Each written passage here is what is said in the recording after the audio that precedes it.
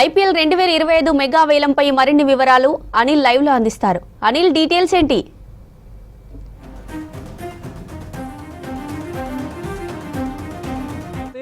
IPL అంటే cricket అభిమానులు ఎంతగానో ఎదురు చూస్తున్న సమయం రానే వచ్చిందని చెప్పవచ్చు. 2025 మార్చి 14న ఐపీఎల్ మ్యాచ్ ప్రారంభం కాబోతున్నాయి. తర్వాత దీనికి సంబంధించి మెగా వేలం ఈరోజు తర్వాత రేపు సౌదీ అరేబియాలోని జెడ్డాలో ఈ వేలం పాట నిర్వహించబోతున్నారు. సో దీనికి సంబంధించి గాను మొత్తం కనుక చూసుకున్నట్టయితే 10 ఫ్రాంచైజీలు ఏవైతే ఉంటాయో తమ జట్ల కోసం ఈరోజు గతంలోనే అంటే రీసెంట్గానే ఒక 1 మంత్ బ్యాక్ అనే రిటెన్షన్ చేసుకున్నటువంటి పరిస్థితి మనం చూసాం. సో ఈరోజు కనుక చూసుకున్నట్లయితే మొత్తం 577 మంది ఆటగాళ్ళు ఈరోజు వేలం పాటలో పాల్గొంటున్నారు. ముఖ్యంగా ఇందులో ఇండియాకు సంబంధించినటువంటి వారు 367 మంది ఉంటే విదేశీ ఆటగాళ్ళు ఇందులో 210 మంది ఉన్నారు. సో ఈరోజు అంటే భారత కాలమానం ప్రకారం 3:30 గంటలకు ఈ యొక్క వేలంపాట ప్రారంభం అవుతుంది. తర్వాత మళ్ళీ మధ్యలో కొద్దిసేపు బ్రేక్ ఉంటుంది. తర్వాత 5:45 నుంచి రాత్రి 10:30 వరకు ఈ రెండో సెషన్, మొదటి సెషన్ తర్వాత రెండో సెషన్ ఉంటాయి. సో మొదటి గంట లోపు ఇందులో కీలక ప్లేయర్లు అయినటువంటి రిషబ్ పంత్తో పాటు కేఎల్ రాహుల్, తర్వాత హర్షదీప్ సింగ్ ఇలాంటి ప్లేయర్లు ముందుగా వేలం పాట పాడతారు. ముఖ్యంగా మనకు ఒకసారి చూసుకున్నట్టయితే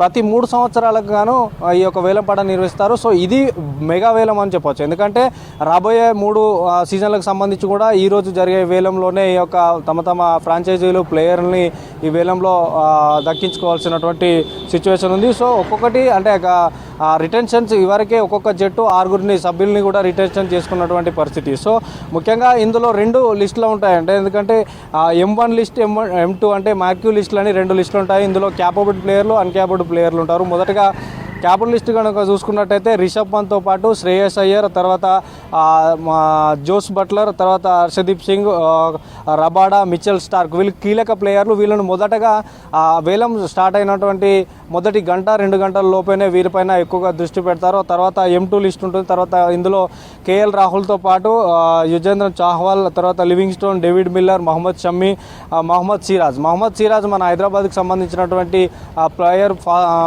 ఫాస్ట్ బౌలర్. తర్వాత గతంలో ఆర్సీబీకి కూడా మంచి చక్కటి ప్రదర్శన కనబరిచినటువంటి బౌలర్.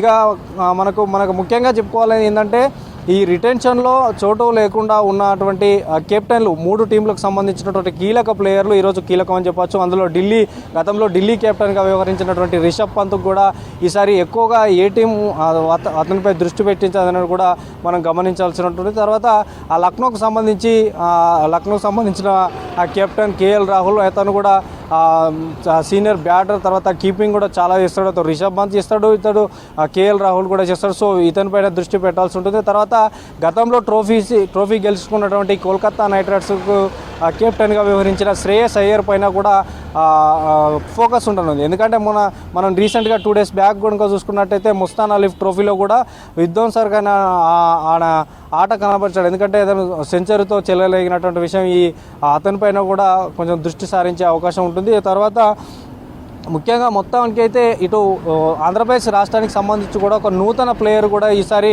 ఈ ఐపీఎల్లో పేరు నమోదు చేసుకోవడం జరిగింది.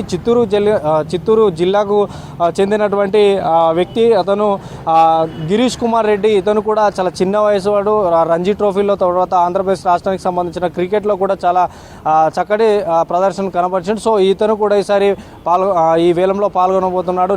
నేమ్ కూడా నమోదు చేసుకున్నటువంటి పరిస్థితి. సో ముఖ్యంగా ఈరోజు మధ్యాహ్నం 3:30 గంటలకు ఈ స్టార్ట్ అయ్యే వేలంలో మాత్రం ఐపీఎల్ అభిమానులు మాత్రం వేచి చూస్తున్నారు. సో అంటే దీనికి టీంలకు మనం రిటైన్ చేసుకున్నటువంటి టీంలో ఎక్కువ పంజాబ్ కింగ్స్ మాత్రం కేవలం 2 రిటైన్ చేసుకున్నటువంటి పరిస్థితి. ఇప్పటివరకు వాళ్ళకి పర్స్ బ్యాలెన్స్ కూడా పంజాబ్ కింగ్స్కు 110 కోట్లు. అన్ని 10 టీంలు కనుక అమౌంట్ కనుక చూసుకున్నట్టయితే ఎక్కువ అమౌంట్ పంజాబ్ కింగ్స్ దగ్గర ఉంది. దాదాపు 110.5 కోట్లు ఉన్నాయి. తర్వాత రాజస్థాన్ రాయల్స్ వద్ద 41 కోట్లు, తర్వాత చెన్నై సూపర్ కింగ్స్ వద్ద 55 కోట్లు. ఇట్లా అమౌంట్ అయితే కొంత ఉంది. తర్వాత మన సన్ రైజర్స్ హైదరాబాద్కి సంబంధించి కనుక చూసుకున్నట్లయితే అటు కీలక ప్లేయర్లు అంటే గతంలో ఉన్నటువంటి ప్లేయర్లే గతంలో 6ల మోత మోగించిన నితీష్ కుమార్ రెడ్డితో పాటు అభిషేక్ శర్మ, తర్వాత ఎండ్రిచ్ క్లాసెన్ ఇప్పటివరకు మనకు రిటర్న్ చేసుకున్న వాటిలో ఎక్కువగా అత్యధిక అమౌంట్ కూడా దాదాపు 22-23 కోట్ల వరకు ఎండ్రిచ్ క్లాసెన్